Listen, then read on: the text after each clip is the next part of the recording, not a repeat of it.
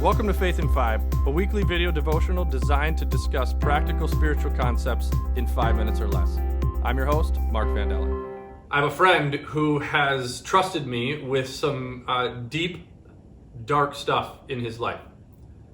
I've had the opportunity to walk with him. I have a process through coaching where we kind of look back at the things that have happened to us in our lives, and we map them out on a timeline. And on that timeline, we look at things that are positive and we look at things that are negative. And as we've mapped that out, there was more below the line in the negative than there was in the positive. And that sounds bad, right? It sounds like, oh man, that's hard. And it is hard. And it was hard. It's harder because it's his life. But one of the things on that timeline was this friend of mine lost his mom. And as we talked about how that impacted his life, it's impacted his life tremendously. It's impacted relationships. What we tried to do is we tried to spend time in that dark place, in that really difficult place. And then we started talking about what does this really bad, dark thing in your life give you that it gives no one else? What do you see in this world that no one else can see because of that really dark, difficult time? And this idea of examining this darkness and figuring out how does that make you better, more valuable to the world, comes out of an idea from Viktor Frankl's Man's Search for Meaning. Viktor Frankl talks about an idea of redemptive suffering. So my friend and I, we spent time talking about, again, what do you see? Like, how do we take this really bad spot and how do we make it better? And then he had an opportunity to go to a friend's wedding. And he said he was really concerned about going to this wedding because that mother-son dance was going to be hard. We talked that through. We talked through what that redemptive suffering perspective might look like.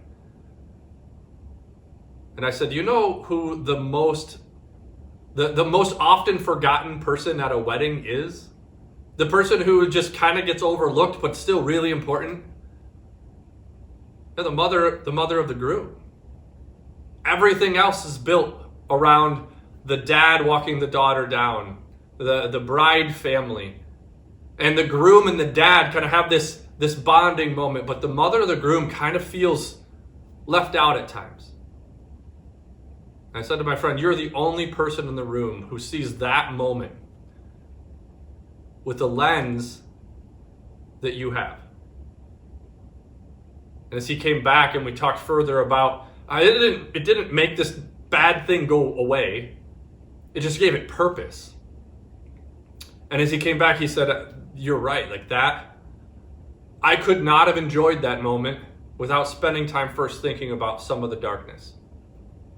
One of my good friends, Nate Pyle, wrote a book about these really difficult things in our lives called More Than You Can Handle. And in it, he says, we can't have Easter without first Good Friday.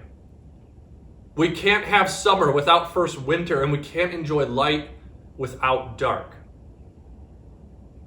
We all have experiences in our lives, maybe not as hard as that particular one, but there are examples all over the place of people who have dealt with loss of life, and that makes them passionate about prevention or solving that issue. We've seen people who have experienced divorce, and then they become advocates. They help other people. See, our faith requires us to look a little bit deeper. This is the story of Jesus. He went through darkness in order to give us light. See, in Romans 5, 3-4, it says, we are glad for our troubles. We know that troubles help us learn not to give up. When we have learned not to give up, then it shows we have stood the test of time. And when we stood that test, it gives us hope. And we're starting a new series called Hope for Tomorrow, where we're taking a look at hope. We're trying to understand what it is that gives us hope. How do we experience more of it? How do we help other people experience more hope? And a couple of the pieces and elements of hope theory, one of the big ones is a bigger picture. Something bigger than ourselves, and redemptive perspective, redemptive suffering gives us that opportunity. The Bible is so good at redeeming us, redeeming our pasts,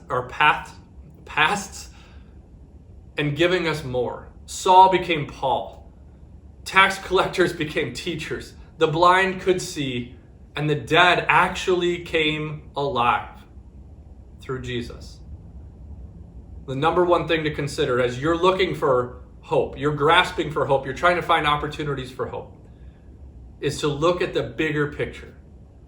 Look for the people around you who bring the best out in you. Look for the darkness in your life, and how could you turn that? How could you flip it on its head? Because that's the life of Jesus.